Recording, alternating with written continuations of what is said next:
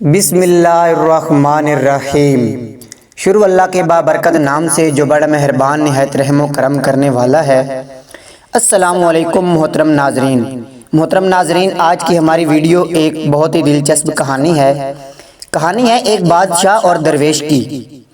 پیارے دوستو، ایک بار کا واقعہ ہے کہ ایک بادشاہ کے دل میں یہ خیال آیا کہ کتنا اچھا ہو اگر مجھے یہ معلوم ہو جائے کہ صحیح کام کرنے کا صحیح وقت کیا ہے، وہ کون لوگ ہیں جن کی مجھے سخت ضرورت ہے، اور وہ کون سے معاملات ہیں جن پر فوری توجہ دینی چاہیے۔ پیارے دوستو، دل میں خیال آتے ہی بادشاہ نے اپنی پوری سلطنت میں اعلان کرا دیا کہ جو شخص بادشاہ کے ان 3 سوالوں کے مطمئن کر دینے والے جواب دے گا اس کو انعام و اکرام سے مالا مال کر دیا جائے گا۔ محترم ناظرین، سلطنت کے بڑے بڑے عالم و فاضل، شاعر و ادیب، فلسفی اور ذہین و عقل مند لوگ بادشاہ کی خدمت میں اپنے اپنے جواب لے کر حاضر ہوئے، لیکن کوئی بھی شخص بادشاہ کو اپنے جوابات سے مطمئن نہ کر سکا۔ آخر کار بادشاہ نے طے کیا کہ وہ اس بزرگ درویش کی خدمت میں حاضری دے گا جو ایک سنسان جنگل میں رہتا ہے اور صرف عام آدمیوں سے ہی ملاقات کرتا ہے۔ بادشاہ نے اس درویش سے ملاقات کرنے کی غرض سے عام آدمیوں والے کپڑے پہنے اور اس کی معمولی سی جھونپڑی سے کچھ دور ہی اپنے گھوڑے سے اتر پڑا اور اپنے سپاہیوں کو چھوڑ کر اس سے ملنے کے لیے آگے چل دیا۔ پیارے دوستو، جب بادشاہ جھونپڑی کے قریب پہنچا تو اس وقت وہ درویش اپنی جھونپڑی کے سامنے پڑی ہوئی زمین کی گڑائی کر رہا تھا۔ بادشاہ کو دیکھتے ہی اس نے اپنی عادت کے مطابق پہلے سلام کیا اور پھر اپنے کام میں مصروف ہو گیا۔ محترم ناظرین، بادشاہ نے درویش کی خدمت میں بڑے ادب سے عرض کیا، اے بزرگ درویش، میں آپ کے پاس اپنے 3 سوالوں کے جواب لینے آیا ہوں، اور وہ یہ ہیں: صحیح کام کرنے کا صحیح وقت کیا ہے، وہ کون لوگ ہیں جن کی مجھے بہت سخت ضرورت ہے، اور وہ کون سے معاملات ہیں جن پر فوری طور پر مجھے توجہ دینی چاہیے۔ درویش نے بادشاہ کے 3 سوال بہت غور سے سنے لیکن کوئی جواب نہیں دیا، بلکہ پھر زمین گوڑنا شروع کر دی۔ آپ تھک گئے ہوں گے، لائیے پھوڑا مجھے دے دیجئے، تھوڑی دیر آپ کا کام میں کروں گا۔ بادشاہ نے درویش سے پھوڑا لیتے ہوئے کہا۔ شکریہ۔ درویش نے یہ کہہ کر پھوڑا بادشاہ کو دیا اور خود زمین پر بیٹھ گیا۔ جب بادشاہ 2 کیاریاں گوڑ چکا تھا تو اس نے پھر اپنے سوال دہرائے، لیکن درویش نے پھر بھی کوئی جواب نہیں دیا، بلکہ وہ اٹھ کھڑا ہوا اور بادشاہ سے پھوڑا لینے کے لیے اپنا ہاتھ بڑھاتے ہوئے صرف اتنا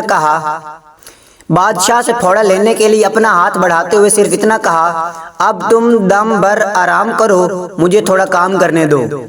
لیکن بادشاہ نے درویش کو پھوڑا نہیں دیا اور زمین کی گڑائی کرتا رہا۔ اس طرح وقت گزرتا گیا، دھیرے دھیرے شام ہو گئی۔ انجام کار بادشاہ نے زمین پر آخری پھوڑا مارتے ہوئے کہا، بزرگ درویش، میں آپ کے پاس اپنے 3 سوالوں کے جواب لینے آیا تھا۔ آپ میرے سوالوں کے جواب نہیں دے سکتے تو کہہ دیجئے تاکہ میں اپنے گھر لوٹ جاؤں۔ بزرگ نے جواب دینے کے بجائے پیچھے مڑ کر دیکھا اور وہ بولے، دیکھو کوئی آدمی ادھر ہی بھاگا ہوا آ رہا ہے، آؤ دیکھیں وہ کون ہے۔ بادشاہ نے اپنے پیچھے مڑ کر دیکھا، ایک آدمی جنگل سے جھونپڑی کی طرف بھاگا آ رہا ہے۔ وہ شخص اپنے ہاتھوں سے اپنا پیٹ دبائے ہوئے اور خون اس کے ہاتھوں کے نیچے سے بہہ رہا ہے۔ جھونپڑی کے قریب آ کر وہ شخص کراہتا ہوا بادشاہ کے پاس آیا اور زمین پر گر کر بے ہوش ہو گیا۔ بادشاہ اور درویش نے اس آدمی کو زخم کو غور سے دیکھا، اس کے پیٹ پر بڑا سا زخم تھا۔ بادشاہ نے جہاں تک ہو سکا اس کے زخم کو اچھی طرح صاف کیا اور اس پر اپنے رومال اور درویش کے انگوچھے سے پٹی باندھی۔ بڑی مشکل سے اس کا خون بہنا بند ہوا۔ اب سورج ڈوب چکا تھا، ٹھنڈک ہوا بھی چل رہی تھی، اس لیے بادشاہ نے درویش کی مدد سے زخمی کو جھونپڑی کے اندر پہنچا دیا اور اس کو چارپائی پر لٹا دیا۔ کچھ دیر کے بعد وہ زخمی شخص ہو گیا۔ ابھی دن بھر کی دوڑ دھوپ اور کام کی وجہ سے اتنا تھک گیا تھا کہ وہ دہلیز پر ہی سو گیا۔ صبح جب بادشاہ کی آنکھ کھلی تو اس نے دیکھا کہ چارپائی پر پڑا ہوا زخمی अपनी चमकती हुई आंखों से उसे टकटकी बांधे देख रहा है। मुझे माफ़ कर दीजिए मेरे आका, उस जख्मी ने बादशाह से इल्तिजा की। मैं तुमको नहीं जानता और जब जानता नहीं तो माफ़ करने या ना करने का सवाल ही पैदा नहीं होता, बादशाह ने जवाब दिया। मैं आपका दुश्मन हूँ, आपने मेरे भाई को कत्ल करा दिया था और उसकी जायदाद जब्त कर ली थी। मैंने अहद किया था कि मैं आपको कत्ल कर दूंगा। आज जब मुझे मालूम हुआ कि आप दरवेश से आके मिलने के लिए आए हैं तो मैंने तय किया कि जब आप वापस लौटेंगे तो मैं आपको रास्ते में ही कत्ल कर दूंगा। लेकिन पूरा दिन गुजर गया और आप वापस नहीं लौटे तो मैं आपका पता लगाने के लिए अपने ठिकाने से बाहर आया।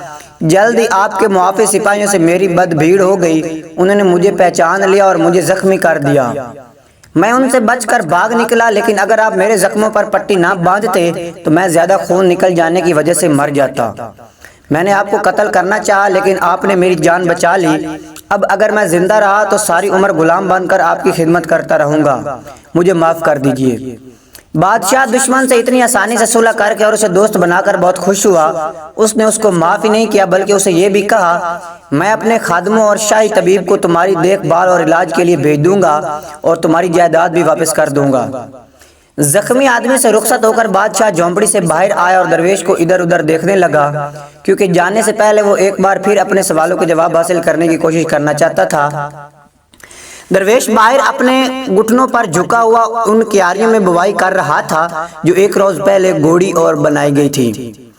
बादशाह दरवेश के पास पहुंचा और बोला, बुजुर्गान दीन, मैं आखिरी बार अपने सवालों के जवाब की दरखास्त करता हूँ। तुम जवाब पा चुके हो लेकिन शायद तुम्हारी समझ में नहीं आया। खैर, मैं तफसील से बताता हूँ। अगर तुमने मेरी बुजुर्गी पर तरस खाकर इन क्यारियों को मेरे लिए गोड़ा ना होता और अपने रास्ते चले गए होते, वो आदमी तुम पर हमला कर देता। इसलिए वो वक्त बहुत अहम था जब तुम क्यारियां गोड़ रहे थे। मैं बहुत अहम आदमी था और मेरे साथ नेकी करना सबसे अहम काम था। बाद को जब वो आदमी भागकर हम लोगों के पास आया तो वो बड़ा अहम वक्त था, क्योंकि तुम उसकी देखभाल कर रहे थे। अगर तुम उसके जख्मों पर पट्टी ना बांधते तो वो तुमसे सुलह किए बगैर मर जाता। इसलिए वो अहम आदमी था और जो कुछ तुमने उसके साथ किया वो बहुत अहम काम था।